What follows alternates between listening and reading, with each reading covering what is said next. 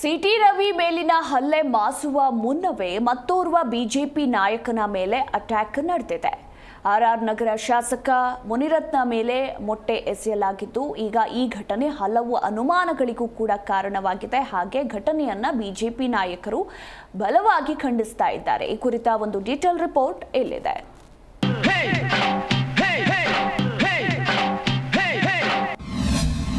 RR ನಗರ ಶಾಸಕ ಮುನಿರತ್ನ ಮೇಲೆ ಮೊಟ್ಟೆ ಎಸೆತ. ಹೌದು, ಕಳೆದ 4-5 ದಿನಗಳ ಹಿಂದೆ ಬೆಳಗಾವಿ ಸುವರ್ಣಸೌಧದಲ್ಲಿ ಬಿಜೆಪಿ ಶಾಸಕ ಸಿಟಿ ರವಿ ಮೇಲೆ ದಾಳಿ ನಡೆದಿತ್ತು. ಈ ಬಿಸಿ ತಣ್ಣಗಾಗುವ ಮುನ್ನವೇ ಮತ್ತೊಂದು ಅಟ್ಯಾಕ್ ನಡೆದಿದೆ.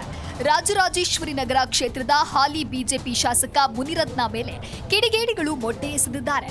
ಮಾಜಿ ಪ್ರಧಾನಿ ದಿವಂಗತ ಅಟಲ್ ಬಿಹಾರಿ ವಾಜಪೇಯಿಯವರ ಜನ್ಮದಿನದ ಅಂಗವಾಗಿ ತಮ್ಮ ಕ್ಷೇತ್ರದಲ್ಲೂ ಮುನಿರತ್ನ ಸುಶಾಸನ ದಿನವನ್ನ ಆಚರಣೆ ಮಾಡಿದ್ರು. ಮೆರವಣಿಗೆ ವೇಳೆ ಲಕ್ಷ್ಮೀದೇವಿ ನಗರದಲ್ಲಿ ಅವರ ಮೇಲೆ ಮೊಟ್ಟೆ ಎಸೆಯಲಾಗಿದೆ. ಮೊಟ್ಟೆ ದಾಳಿ ಬಳಿಕ ಮಾಧ್ಯಮಗಳಿಗೆ ಹೇಳಿಕೆ ನೀಡಿದ ಶಾಸಕ ಮುನಿರತ್ನ, ಕಳೆದ 3-4 ತಿಂಗಳಿಂದ ನನ್ನ ಕೊಲೆಗೆ ಪ್ರಯತ್ನ ನಡೆದಿದೆ. ನನ್ನ ಮೇಲೆ ಮಾಜಿ ಸಂಸದ ಡಿಕೆ ಸುರೇಶ್, ಡಿಕೆ ಶಿವಕುಮಾರ್, ಕುಸುಮ, ಹನುಮಂತರಾಯಪ್ಪ ಅವರು ದ್ವೇಷದ ಕಾರಣ ಹೊಂದಿದ್ದಾರೆ. ನನ್ನಿಂದ ರಾಜೀನಾಮೆ ಪಡಿಬೇಕು, ಕೊಲ್ಲುವ ಉದ್ದೇಶ ಇದೆ ಎಂದು ಗಂಭೀರ ಆರೋಪವನ್ನ ಮಾಡಿದ್ದಾರೆ. ನಾನು ಅವರಿಗೆ ಆರ್ಆರ್ ನಗರದಲ್ಲಿ ಇರಬಾರದು, ಕುಸುಮ, ಹನುಮಂತರಾಯಪ್ಪನನ್ನ ತಂದು ನಿಲ್ಲಿಸಬೇಕು ಅನ್ನೋದಿದೆ. ಪಾರ್ಲಿಮೆಂಟ್ ಚುನಾವಣೆಯಲ್ಲಿ ನಾನು 1 ಲಕ್ಷ ಮತಗಳ ಲೀಡ್ ಕೊಡಿಸಿದ್ದು ಡಿಕೆ ಸುರೇಶ್ ಸೋಲಿಗೆ ಇದು ಕಾರಣವಾಗಿತ್ತು. ಅಂದಿನಿಂದ ನನ್ನ ಮೇಲೆ ಹಗೆ ಸಾಧಿಸ್ತಾ ಇದ್ದಾರೆ. ಹೌದು, ಘಟನೆ ನಂತರ ಶಾಸಕ ಮುನಿರತ್ನ ಶಾಕಿಂಗ್ ಹೇಳಿಕೆ ನೀಡಿದರು. ಅದರಲ್ಲೂ ಕಳೆದ 3 ತಿಂಗಳಿಂದ ಮೊಟ್ಟೆ ಹೊಡೆಯುತ್ತೇವೆ, ಆಸಿಡ್ ಹಾಕ್ತೇವೆ ಅಂತ ವಾರ್ನಿಂಗ್ ಮಾಡ್ತಾ ಇದ್ರು. ಡಿಕೆ ಕುಟುಂಬ, ಕುಸುಮ ಎಲ್ಲರೂ ಸೇರಿಯೇ ನನ್ನ ಕೊಲೆಗೆ ಪ್ರಯತ್ನ ನಡೆಸ್ತಾ ಇದ್ದಾರೆ ಅಂತ ಆರೋಪಿಸಿದ್ದಾರೆ. ಈಗಾಗಲೇ ಅತ್ಯಾಚಾರದ ಕೇಸ್ ಹಾಕಿದ್ದಾರೆ, ಮತ್ತೊಂದು ಪೋಕ್ಸೋ ಕೇಸ್ ಹಾಕೋಕೆ ನೋಡ್ತಾ ಇದ್ದಾರೆ. ಸಿಐಡಿಯಲ್ಲಿರುವ ಡಿವೈಎಸ್ಪಿ ಧರ್ಮೇಂದ್ರ ಅವರನ್ನ ಮುಂದಿಟ್ಟುಕೊಂಡು ನನ್ನ ಮೇಲೆ ಹಗೆ ಸಾಧಿಸ್ತಾ ಇದ್ದಾರೆ ಅಂತ ಹೇಳಿದ್ದಾರೆ. ಇನ್ನು ಮುನಿರತ್ನ ಅವರ ಹೇಳಿಕೆ ಇದೀಗ ಸಾಕಷ್ಟು ಗಂಭೀರ ಸ್ವರೂಪವನ್ನ ಪಡೆದುಕೊಳ್ತಾ ಇದೆ. ಮೊಟ್ಟೆ ಎಸೆತ ಆದ ತಕ್ಷಣ ಸ್ಥಳದಲ್ಲಿ ಕೆಲಹೊತ್ತು ಆತಂಕದ ವಾತಾವರಣ ನಿರ್ಮಾಣವಾಗಿತ್ತು. ಮೊಟ್ಟೆ ಎಸೆದ ಆರೋಪಿಗಳ ಮೇಲೆ ಮುನಿರತ್ನ ಬೆಂಬಲಿಗರು ಅಟ್ಯಾಕ್ ಮಾಡಿ ಮನಬಂದಂತೆ ಹಲ್ಲೆ ಮಾಡಿದ್ರು ಎನ್ನಲಾಗಿದೆ. ಇನ್ನು ಪ್ರಕರಣಕ್ಕೆ ಸಂಬಂಧಿಸಿದಂತೆ 3 ವಶಕ್ಕೆ ಪಡೆದು ವಿಚಾರಣೆ ನಡೆಸಲಾಗಿದೆ. ಘಟನಾ ಸ್ಥಳಕ್ಕೆ ಹಿರಿಯ ಪೊಲೀಸರು ಭೇಟಿ ನೀಡಿ ಪರಿಸ್ಥಿತಿ ಹತೋಟಿಗೆ ತಂದಿದ್ರು. ಈ ಘಟನೆಯ ನಂತರ ರಾಜ್ಯ ಬಿಜೆಪಿ ನಾಯಕರು ಆತಂಕಕ್ಕೀಡಾಗಿದ್ದಾರೆ. ಪದೇ ಪದೇ ತಮ್ಮ ನಾಯಕರ ಮೇಲೆಯೇ ದಾಳಿ ಆಗ್ತಾ ಇರೋದ್ರಿಂದ ಆಘಾತಕ್ಕೊಳಗಾಗಿದ್ದಾರೆ. ಮುನಿರತ್ನ ಅವರು ಜನಪ್ರತಿನಿಧಿ ಇದ್ದಾರೆ, ಶಾಸಕರಿದ್ದಾರೆ. ಶಾಸಕರ ಮೇಲೆ ಈ ರೀತಿ ಹಲ್ಲೆ ಮಾಡ್ತಕ್ಕಂಥದ್ದು, ಅವಮಾನಿಸ್ತಕ್ಕಂಥದ್ದು, ಮುನಿರತ್ನ ಅವ್ರನ್ನ ಅವಮಾನಿಸ್ತಕ್ಕಂಥದ್ದಲ್ಲ, ಇಡೀ ಆ ಕ್ಷೇತ್ರದ ಜನರನ್ನ ಅವಮಾನ ಮಾಡಿಸ್ತಕ್ಕಂಥದ್ದು. ಅದು ಮುನಿರತ್ನ ಇರಲಿ ಅಥವಾ ಈಗ ಚರ್ಚೆ ನಡೀತಾ ಇರುವಂತ ಸಿಟಿ ರವಿ ಪ್ರಕರಣ ಇರಲಿ, ಕಾನೂನಿನ ರೀತಿಯಲ್ಲಿ ನಡೀಬೇಕು ಹೊರತಾಗಿ ನಿಮ್ಮ ಮನಸ್ಸಿಗೆ ಬಂದಂತೆ ಎಮರ್ಜೆನ್ಸಿಯಲ್ಲಿ ಮಾಡ್ತಾ ಇದ್ದೀರಲ್ಲ ನೀವು. ನಿಮ್ಮ ಪೂರ್ವಜರು ಇಂದಿರಾ ಗಾಂಧಿ ಇವರೆಲ್ಲರೂ, ಸಂಜಯ್ ಗಾಂಧಿ, ಈ ತರದ ಕೆಲವು ವ್ಯಕ್ತಿಗಳು ಏನು ಮಾಡ್ತಾ ಇದ್ರು, ಆ ರೀತಿಯನ್ನ ಮಾಡೋದು ಇದು ಸರಿಯಲ್ಲ. ಇದು ನೀವು ಕಾನೂನನ್ನು ಕೈಗೆ ತೆಗೆದುಕೊಂಡು ಯಾರ ಮೇಲೂ ಸಹಿತ ಹಲ್ಲೆ ಮಾಡುವಂತದ್ದು, ಮೊಟ್ಟೆ ಎಸೆಯುವಂತದ್ದು ಇವತ್ತಿಗೂ ಸಹಿತ. ಮತ್ತೆ ಈಗ ಮುನಿರತ್ನಂ ಅವರ ಮೇಲೆ ಹಲ್ಲೆ ಮಾಡಿದ್ರು.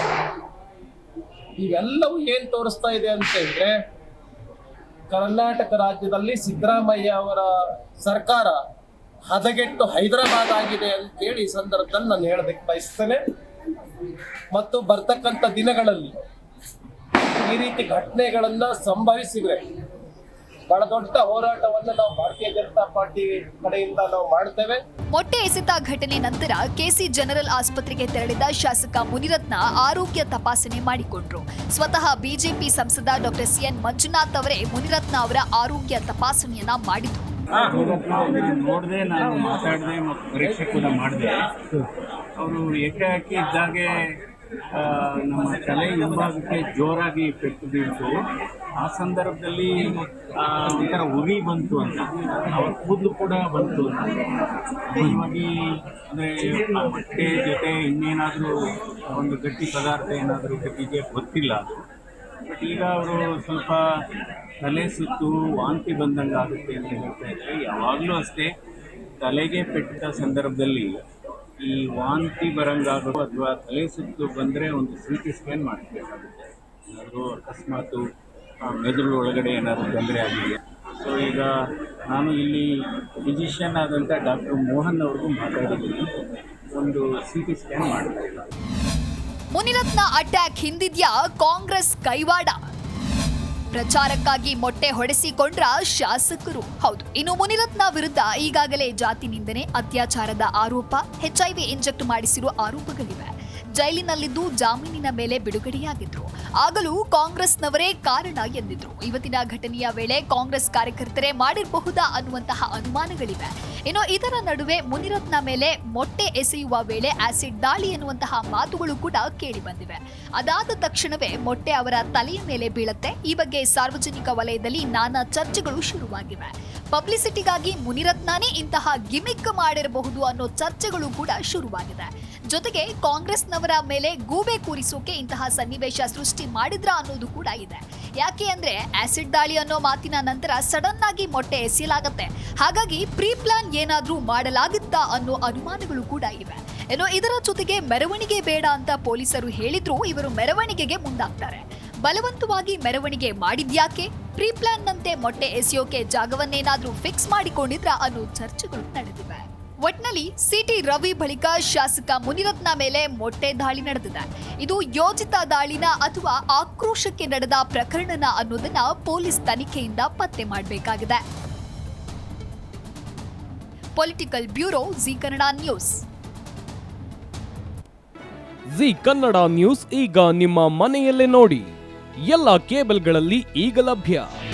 ನಿಮ್ಮ ನೆಚ್ಚಿನ ಜಿ ಕನ್ನಡ ನ್ಯೂಸ್ ಈಗ ಸನ್ ಡೈರೆಕ್ಟ್ ನಲ್ಲಿ number 292, Tata play number 1664, Jio TV number 1334, NXT digital number 30, in cable number 30, city networks 51, U digital number 162, GTPL number 17, Rockline telecommunications number 42, Shri Basaveshwara cable number 168, rural cable network 60, Vinayaka digital 57, Abhishek cable 821, city channel 53, Siddeshwara cable network 57, V4 digital Infotech 628, Surya digital networks 53, Gajanan digital number 836, Malnad infotech private limited number